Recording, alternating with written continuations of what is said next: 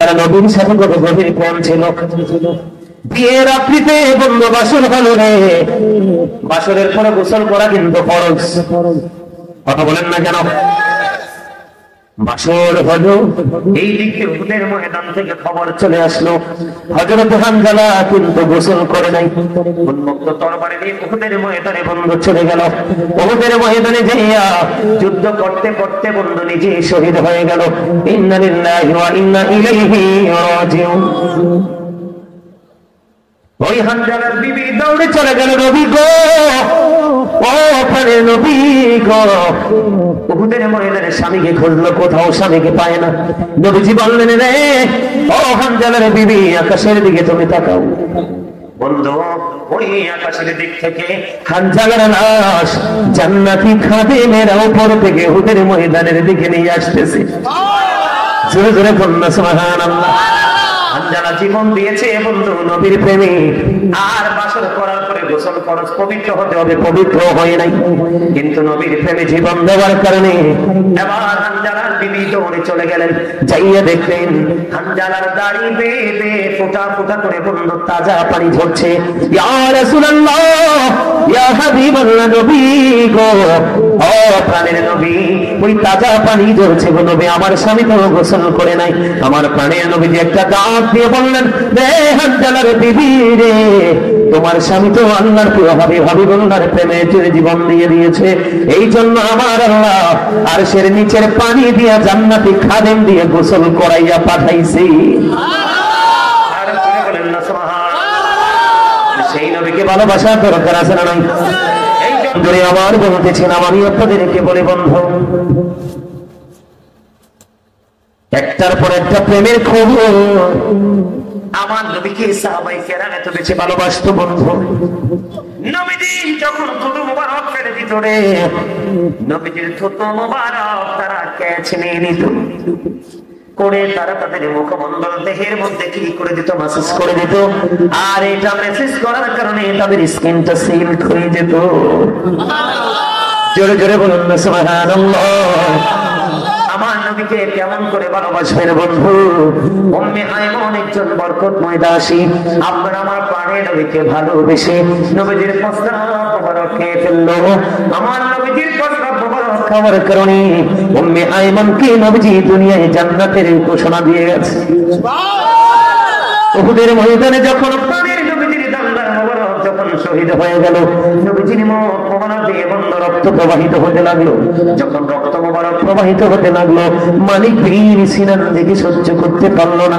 মালিক বিন সিনান দেখে নবীজির রক্ত মোবারক চষতে শুরু করলো।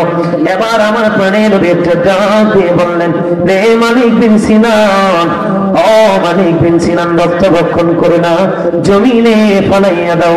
এই কথা বলার পরে মালিক বিন সিনান একটা ডাক দিলেন, ইয়া রাসূলুল্লাহ, ইয়া হাবিবাল্লাহ, নবী গো, ও প্রাণের নবী, আমি আমার আল্লাহর ইজ্জতে কসম করে বলছি গো, আপনার একটা ফোঁটা রক্ত আমি উহুদের জমিনে পড়তে দেব না গো নবী।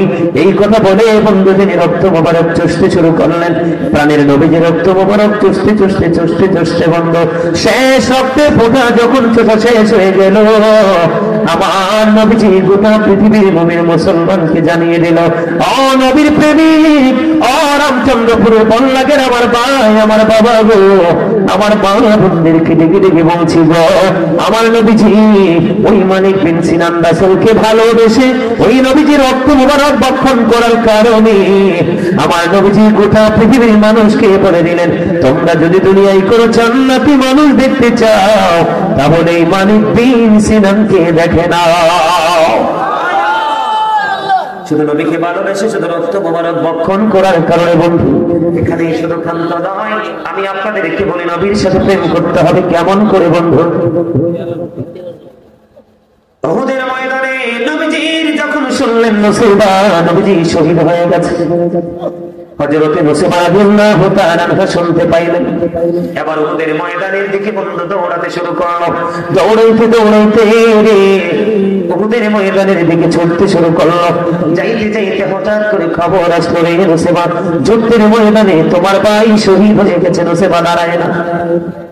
দৌড়াই রে কিছু দৌড়ানোর পরে নুসেবার কাছে খবর আসলো রে নুসেবা, যুদ্ধের ময়দানে তোমার বাবা তো শহীদ হয়ে গেছে। নুসেবা দাঁড়ায় না, দৌড়ায় নুসেবা, কিছু দৌড় যাওয়ার পরে খবর আসলো রে নুসেবা, যুদ্ধের ময়দানে তোমার স্বামীও শহীদ হয়ে গেছে। রে বল্লাগের মানুষ, এই তিনটা হত্যা শহীদের খবর শোনার পরেও নুসেবা বন্ধু একটা সেকেন্ডের জন্য দাঁড়ায় না। দৌড়াইতে যাওয়ার পরে প্রাণের নবীজির সাথে দেখা হয়ে গেল। প্রাণের নবীজি একটা ডাক দিয়ে বললেন, প্রাণের রাসূল একটা ডাক দিয়ে বললেন, নবীজি ও নুসেবা, আজকে তো তোমার অনেক বড় ক্ষতি হয়ে গেল নুসেবা।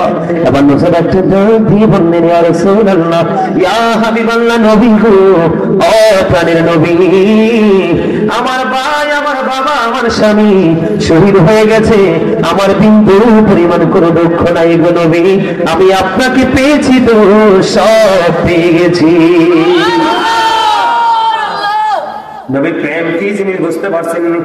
বিশেষ করে আজকে রামচন্দ্রপুর বল্লাগের যুবকদের উদ্দেশ্যে বলি, একটা যুবক যুবতী জীবনের সবচেয়ে বড় আনন্দের সময় হলো বিয়ের দিন এবং ভাষণ। কথা বলেন না, কোন দিন?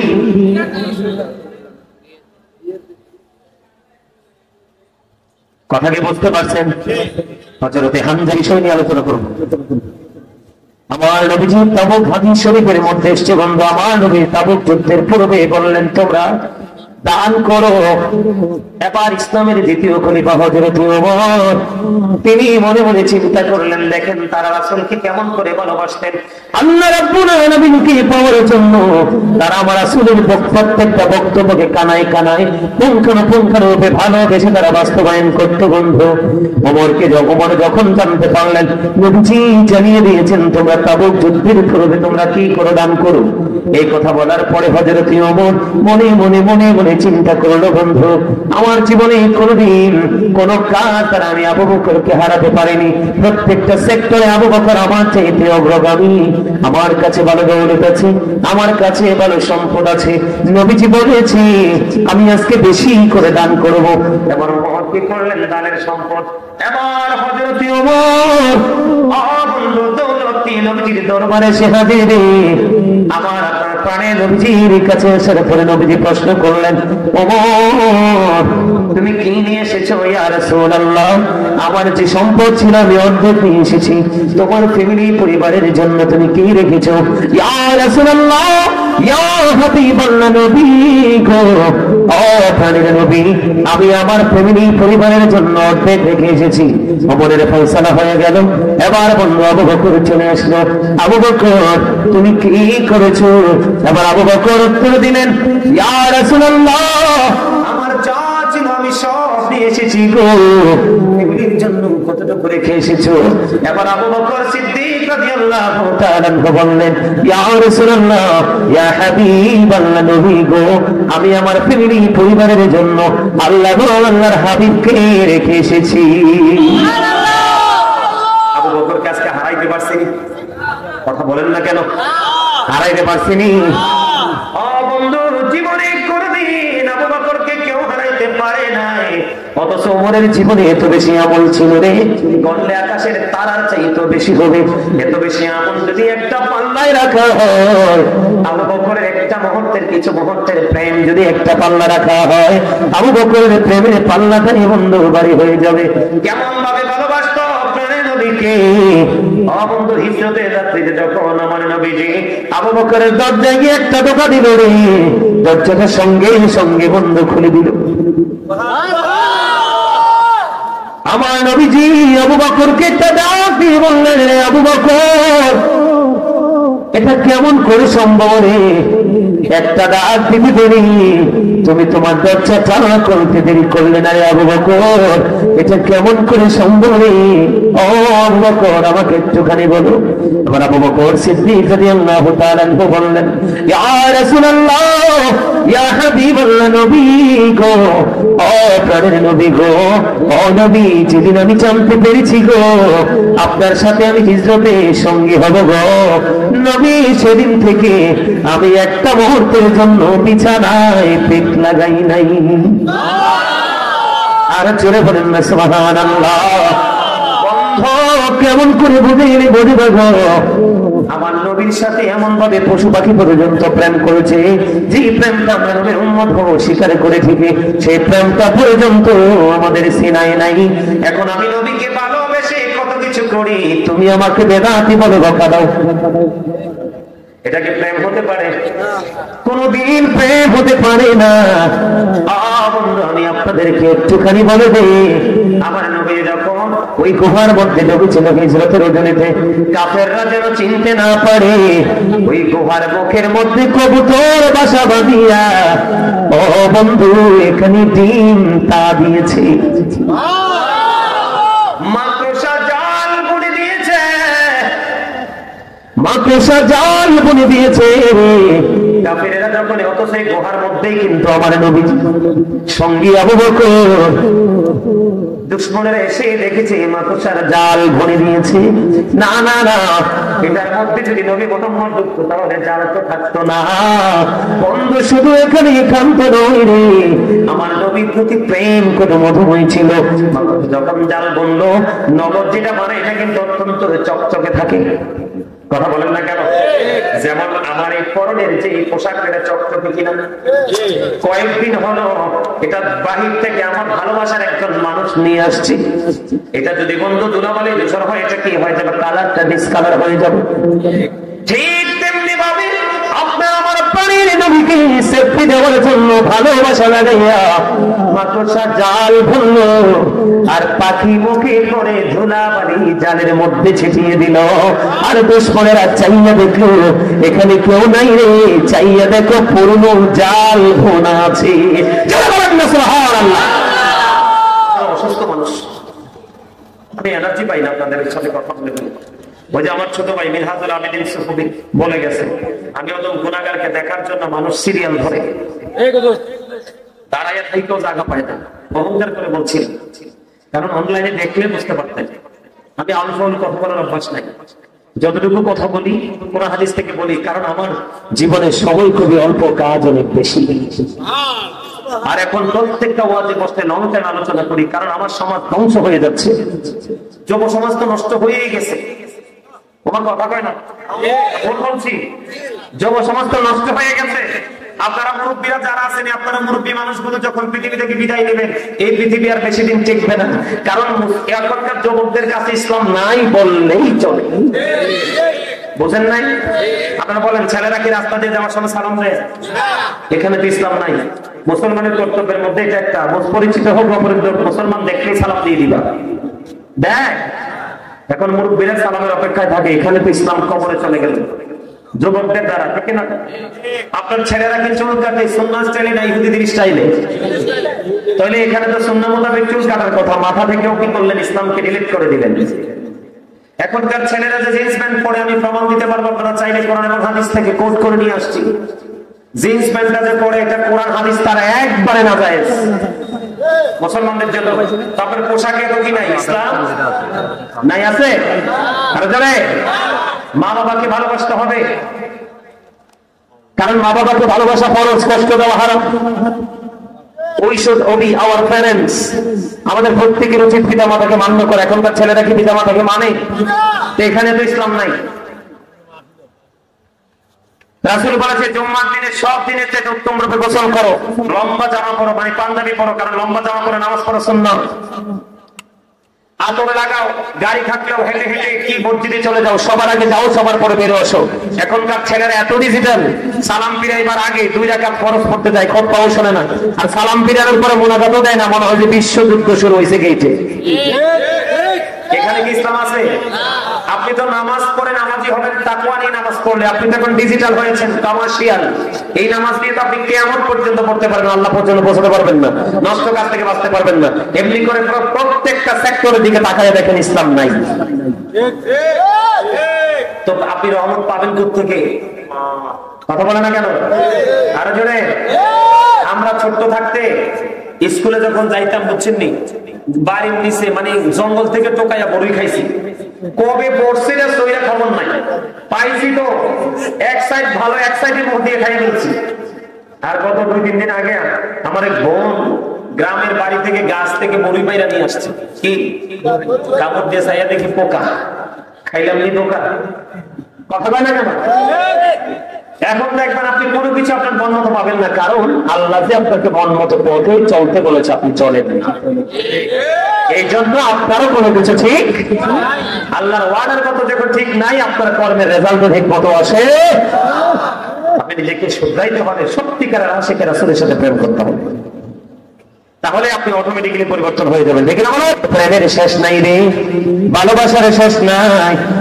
ওই যে মেঘমালা পর্যন্ত আমার নবীকে বন্ধু ভালোবেসেছে। আমার নবী যখন মা খাদিজার ব্যবসা নিয়ে বন্ধু সিরিয়ার উদ্দেশ্যে রওনা হয়ে গেল, বন্ধু মা খাদিজার যারা কাজের লোক নিয়োজিত ছিলেন আমার রাসূলের সফর সঙ্গে ছিলেন, সবাই দেখেছে আমার নবীজিকে মেঘমালা পর্যন্ত ছায়া দিয়েছে। আর জোরে বলেন না সুবহানাল্লাহ। শুধু তাই নয়, আমরা কেমন মুসলমান।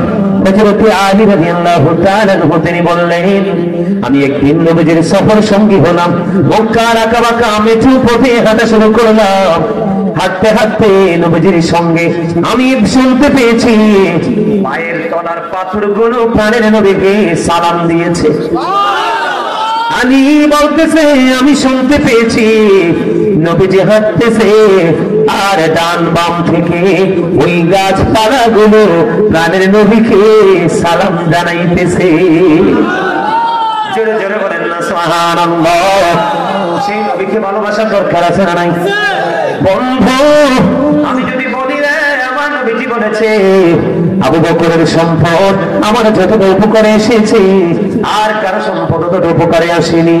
আবু বকর চাও চিৎকার করে বললেন, ইয়া রাসূলুল্লাহ, আমার সম্পদ নয় গো নবী, আমার জীবনটা পর্যন্ত আপনার জন্য প্রস্তুত। আমি আপনাদেরকে বলি বন্ধু, আমার রাসূল যখন এই পৃথিবীতে চলে গেল রে, চলে যাওয়ার পরে আখির নামক একটা গাধা নবীজির চলে যাওয়াটা সে মেনে নিতে পারলো না, কোনোভাবেই মেনে নিতে পারেনি। বন্ধু আখির নামক একটা গাধা সে শুধু কান্দে আর বলে, কোথায় গেল রে প্রাণের নবীজি, কোথায় গেলে রে প্রাণের নবীকে আমি দেখতে পাবো? আর কি জীবনে কোনোদিন প্রাণের নবীকে দেখতে পাবো না? আখির নামক গাধাটা বলে আর কান্দে। কান্দতে কান্দতে 3 দিন 3 রাত্র পার হয়ে গেল, মতান্তরে 4 দিন 4 রাত্র পার হয়ে গেল। ওই আখির নামক গাধা কোনো খাবার খায় না, কোনো পানি খায় না বন্ধু। 3 দিন 3 রাত্র, মতান্তরে 4 দিন 4 রাত্র পরে নিজের জীবনটা সমুদ্রে ঝাঁপ দিয়ে দিল। আমার নবীর প্রেম তো মধুর ছিল রে।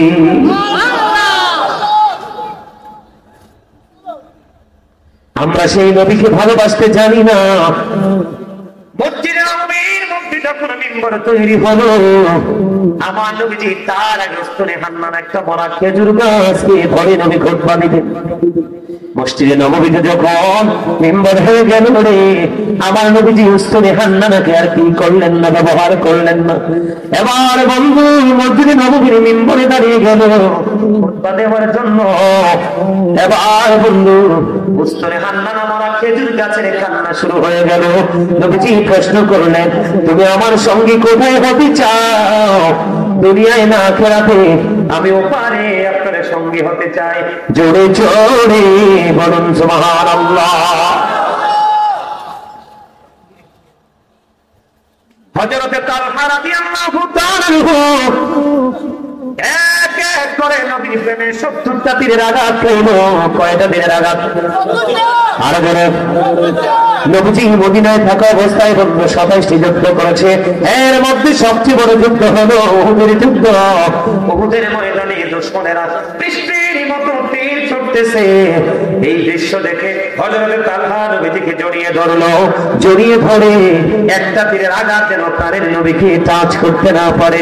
একটা নয়, দুইটা নয়, 70টা তীরের আঘাত। ও বন্ধু, 70টা তীরের আঘাত সহ্য করেছে, তারপরেও প্রাণের নবীকে একটা আঘাত লাগতে দেয়নি।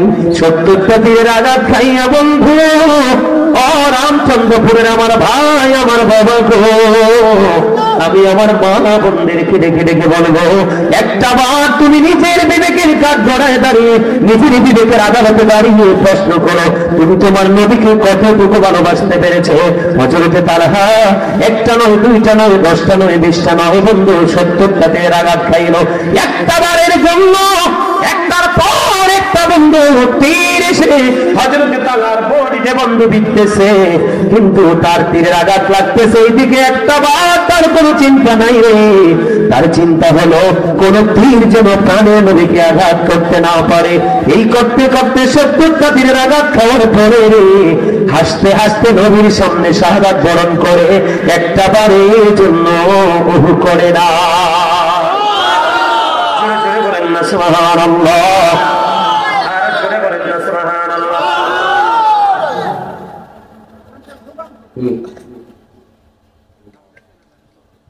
ওয়াজ নিয়ে কথা না উঠতে পারে, অন্য কথাটা একটা কম বলছিল।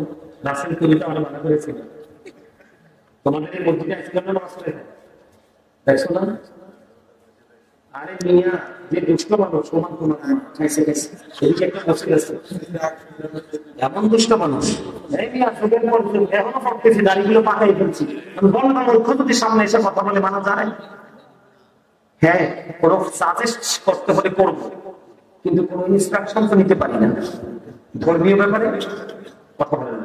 আপনার মুরব্বী মানুষ, সেই ক্ষেত্রে সামাজিকতা নিয়ে আপনি দুনিয়া হিসাবে আমাকে উপদেশ দিতে পারেন, আদেশ করতে পারেন, কিন্তু ধর্মীয় ব্যাপারে তো আমি আপনার কাছ থেকে ইনস্ট্রাকশন নিব না, কারণ আপনি তো মোটেও কিছু জানেন না। কথা বলেন না? এই মিয়া, মসজিদের খতিব যদি অনেস্ট না হয়, কোনদিন সমাজের মধ্য থেকে গোমরাহি দূর করা সম্ভব নয়।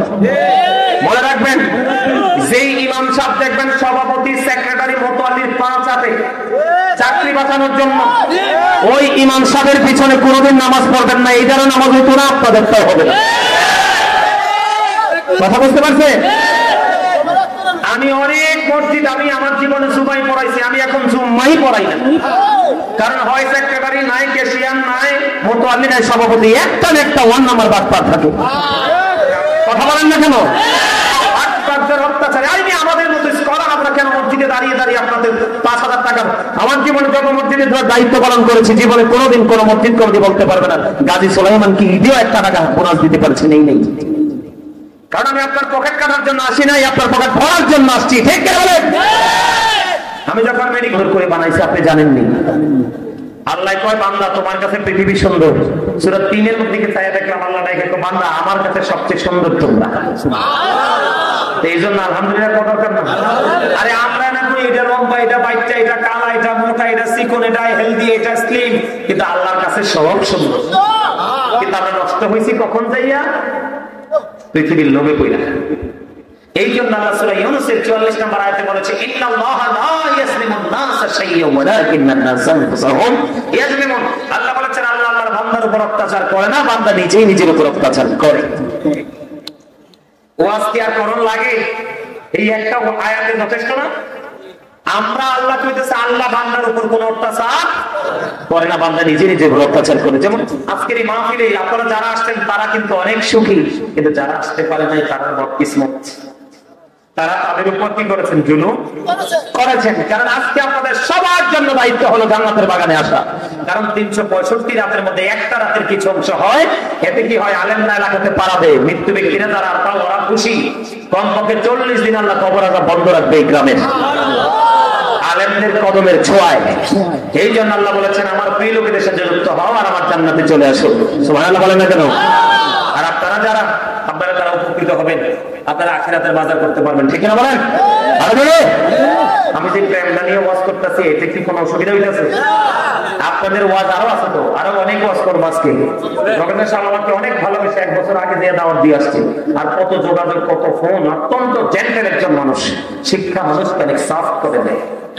কিন্তু আমরা সব জায়গায় সফট হইতে পারি না। আমরা যদি সব জায়গায় সফট হই, তাহলে দুনিয়া নষ্ট এমনি হয়েছে।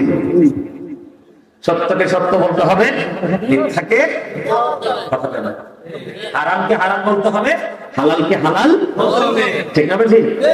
তাইলে হইছে হুজুর। আর কত তোমার কহিলে হয়তো না, কাম হইতো না।